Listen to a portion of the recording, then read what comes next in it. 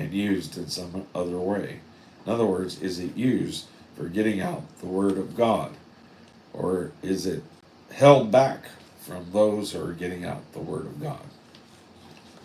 300 pence was the annual wage of a laboring man of that day. So what is it, like $150,000 today? Anyway, because the spikenard was too costly for Mary to use on herself, she poured it all out on Jesus. Friend, if we would learn to sit at his feet, we should give more to him too. Mary had saved this precious ointment in an alabaster box. It came out of India. There are herbs grown high in the Himalayas and was very expensive. Do you know why she had bought it and saved it? So that when she died, it could be used on her body. Now she pours it all out on him. This is absolute affection, adoration, and achievement to his person.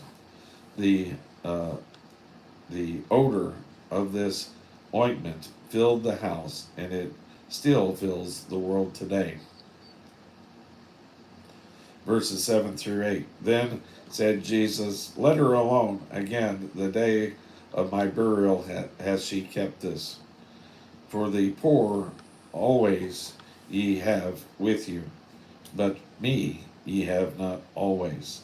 This is really a remarkable incident. The Lord here reveals that this woman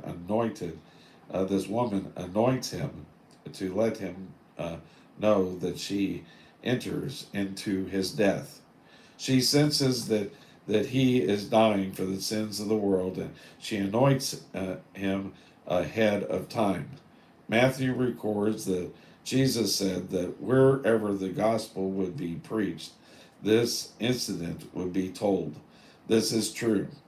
Even today, the wonderful fragrance of this thing that she did fills the world.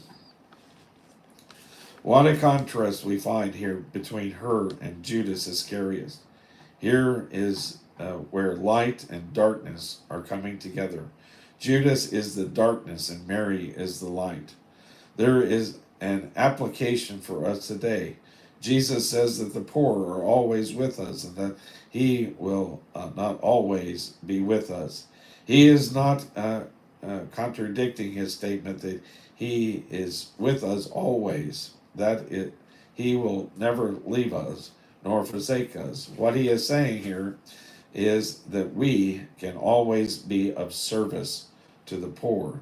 They are always with us, but that our service should not be a substitute for sitting at his feet.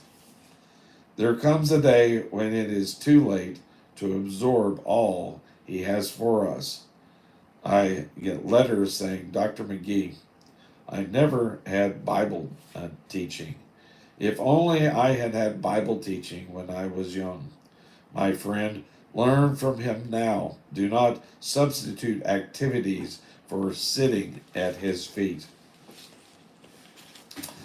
Verses 9 through 11.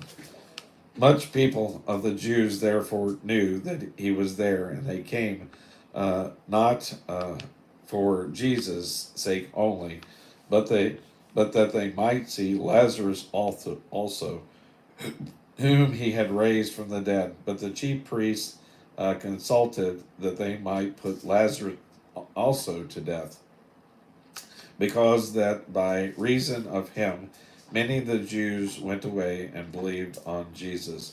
These people are curious seekers. The chief priests wanted to get Lazarus out of the way. Uh, a, uh,